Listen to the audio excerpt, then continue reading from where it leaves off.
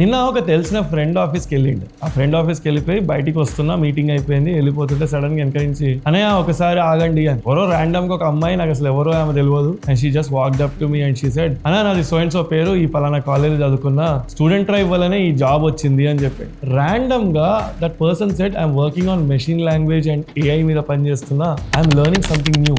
ఇలా మాట అన్నప్పుడే అనిపిస్తుంది, ఒక కమ్యూనిటీ ఉంటే ఎంత చిన్న కాలేజ్ అయినా కానీ టాలెంట్ ఉన్న వాళ్ళకి రైట్ ఆపర్చునిటీస్ దొరుకుతాయి. ద డెమోక్రటైజేషన్ ఆఫ్ ఆపర్చునిటీస్ అంటారు. ఐ ఫీల్ టాలెంట్ లేనోడు కష్టపడి లైఫ్ లో సెటిల్ అయినా దట్స్ ఓకే, కానీ ఒక టాలెంట్ ఉండి కూడా రాంగ్ ప్లేస్ నుండి ఒక కమ్యూనిటీ లేదు అంటే, బట్ డిజర్వింగ్ ఆపర్చునిటీ వానికి రాకపోతే మాత్రం as a society we fail. I feel so happy for lot of people who are getting opportunities because of student drive, because that gives more satisfaction than anything else.